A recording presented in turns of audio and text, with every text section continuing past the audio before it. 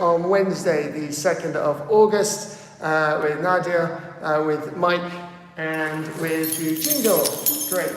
And we've read some amazing things today. Both readings. Yeah, both readings pretty cool. I wish we had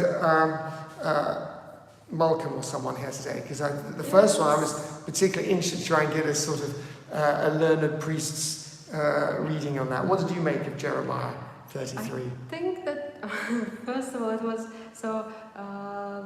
Yesterday we read about Jerusalem being besieged. So remember, he was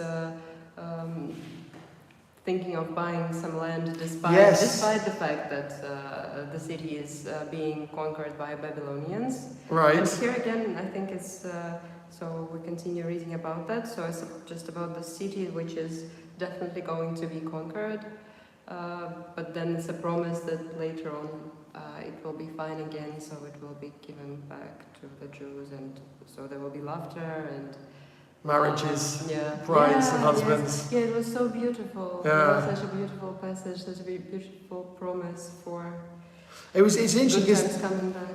Exactly, it was very beautiful that, and also it was very graphic. I thought the idea of the empty cities. Yes. I can't find the words exactly somewhere, but it talks about so the empty cities. Literally, the streets of Jerusalem there are desolate, without inhabitants, human or animal there, and it's very interesting this idea. Of these empty cities, and we see them today, don't we? In sort of in cities that have been struck by war or.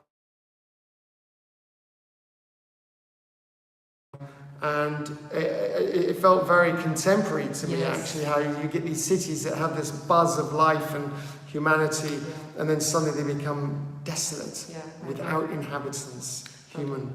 Yeah. I thought absolutely the same. So it's so relevant these days, and it might be a really comforting promise to those in such areas. Yes. I guess. Yeah. To think. And actually it repeats those some of the phrases, like without humans or animals. So they are repeated several times, and actually it made me think of this beautiful monument that there is in London, I think in Park Lane. Remember about a monument to animals of war. So I think it's because there are so many monuments to humans in war, but there's this lovely monument.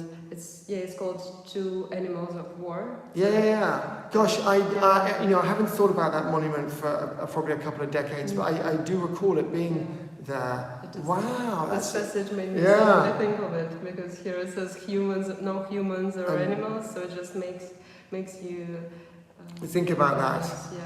It's really interesting. Now let's go and look up that monument again. But I do remember it. Park Lane, because it's near Hyde Park Corner, which is famous for Duke of Wellington and Battle of Waterloo and all those things. So so it makes sense. And of course, we've lost lots of horses during those battles. And then moving on to James 3. What a great passage about the human tongue. Wow. Yes, so powerful. Yeah. How great a forest is set ablaze by a small fire, and the tongue is a fire. It's like a big ship guided by a little rudder. This is amazing how the tongue can be so savage. It's really amazing.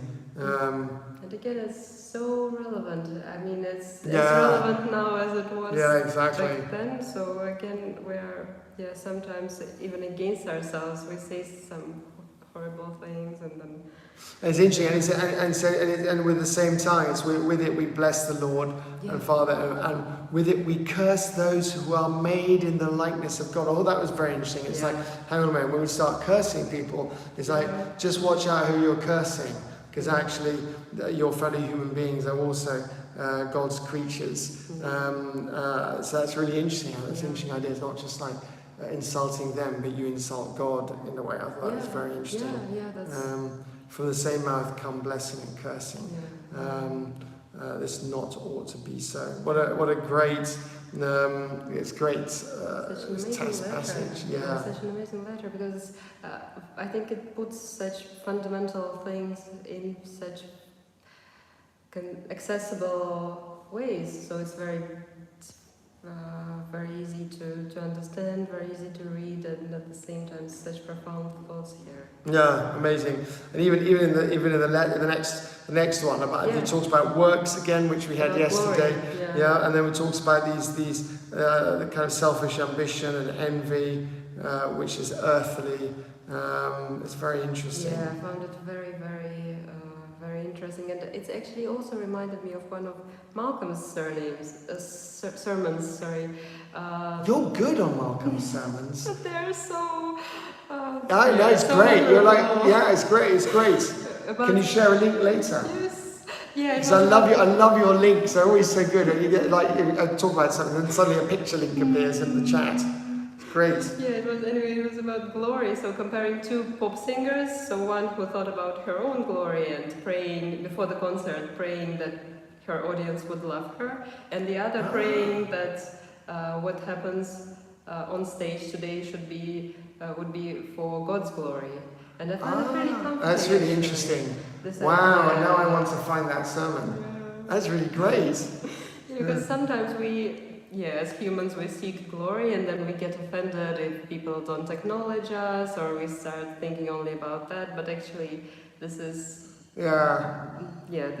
this It's is a not big a- temptation in that Yeah. world. And it ruins us and it makes us Yeah. worry unnecessarily. But if we just take it from that perspective, it becomes Yeah, it's such a wise we thing, can isn't be it? at peace with everybody and with ourselves and with God.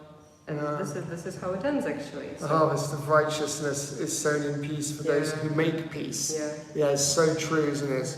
I see it Yeah, and so that's- often. And it's amazing how sometimes, have I said the story before? I can't remember. When we're filming, we often have, we go up to people and we need to film them on the street or ask them to do things, or sometimes we just get in people's way, or we need people to move, or we're always, we're kind of annoying, we're just in people's faces. And sometimes people say, most people are like, yeah, fine, we'll move, or we'll, talk to you, or whatever it is. But some people take offence. I don't really understand why, but they take offence. And then my cameramen take offence, and everyone's taking offence. And it's like, guys, why is everyone getting so angry with each other? And it's like we just need to calm this down. And this guy doesn't have to move if he doesn't want to, but it would be very nice if he did, so that we could put our camera here. But there's no point shouting to each other about it.